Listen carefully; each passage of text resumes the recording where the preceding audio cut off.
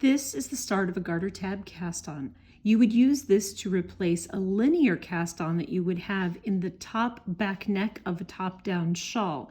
When you use a linear cast-on, like long tail or knitted on cast-on or backwards loop cast-on, you cast all your stitches on in a straight line and then begin to knit. And as you begin to knit, some of the stitches go off this way and some of the stitches go off this way, and it creates this little gap in the back of your neck that looks like a smile if you're being generous, or like the Cookie Monster has attacked the back side of your shawl, and that not so much what we want.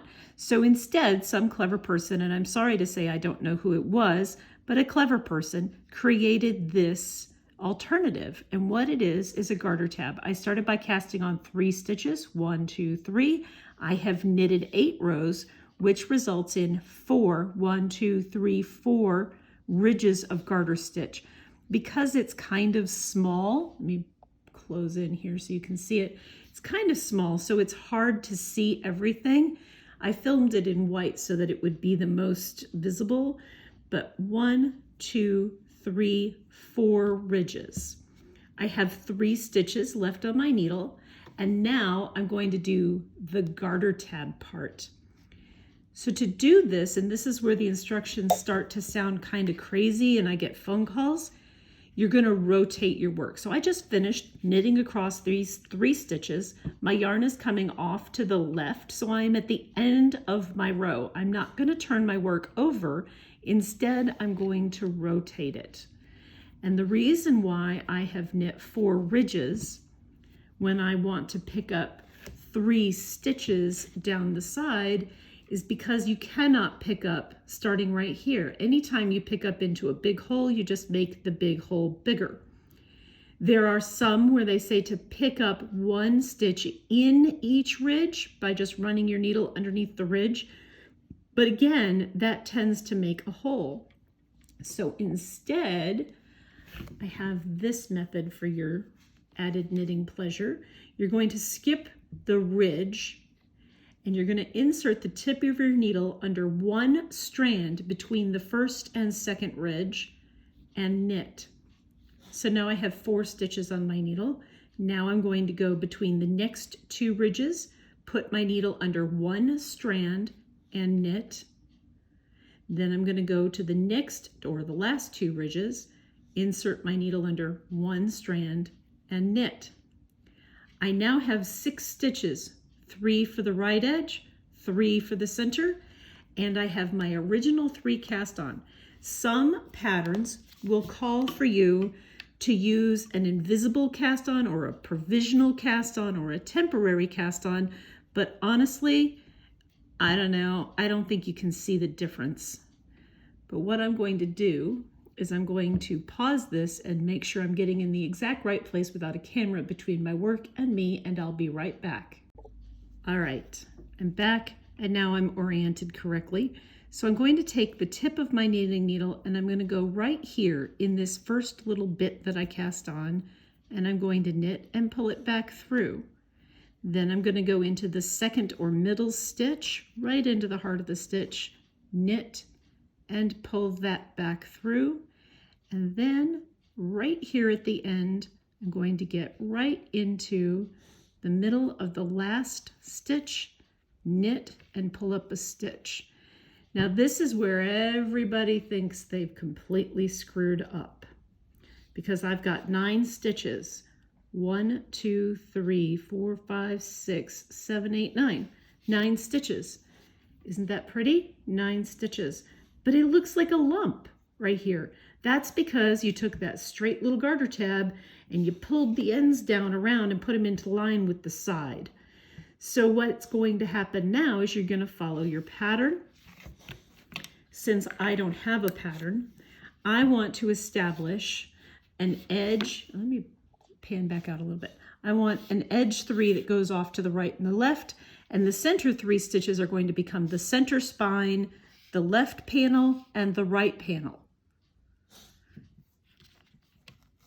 So I'm going to knit my 3 edge stitches. 1, 2, 3. My next 3 stitches are body stitches.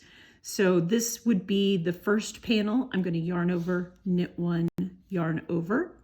My center stitch, which is the spine, and then yarn over, knit one, yarn over. For the second panel, knit the 3 stitches for the other edging. When you have everything this new into your work, nothing looks right. Nothing.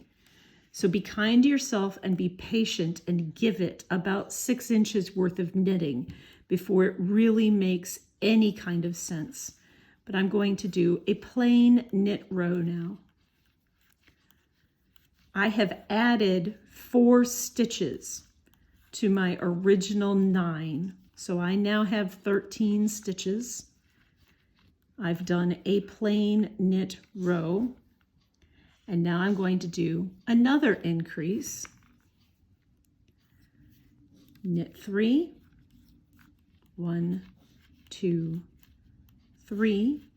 Each of my panels, right and left, started with 1 stitch and were increased by 2 stitches on the first increase row. So my left panel and my right panel now each have 3 stitches. So I will yarn over and knit 3.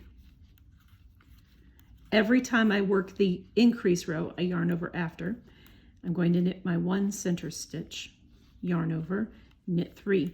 Every time I make the increase row, I'm adding 2 stitches to both the right panel and the left panel. The first and the last 3 stitches are always knits.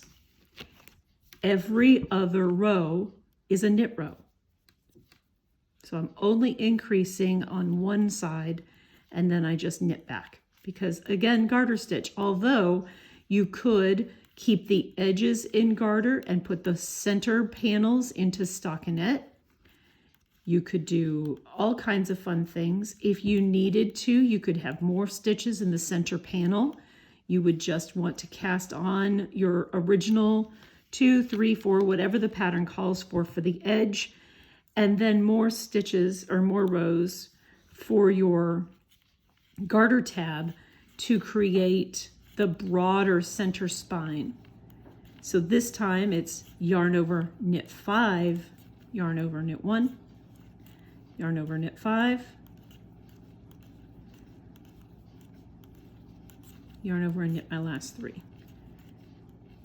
Now I've only done 2, 3 increase rows, but you can see when I take this and pin it out, this is for the reason for the pinning mats, I've got a border that goes flat across the top of the shawl.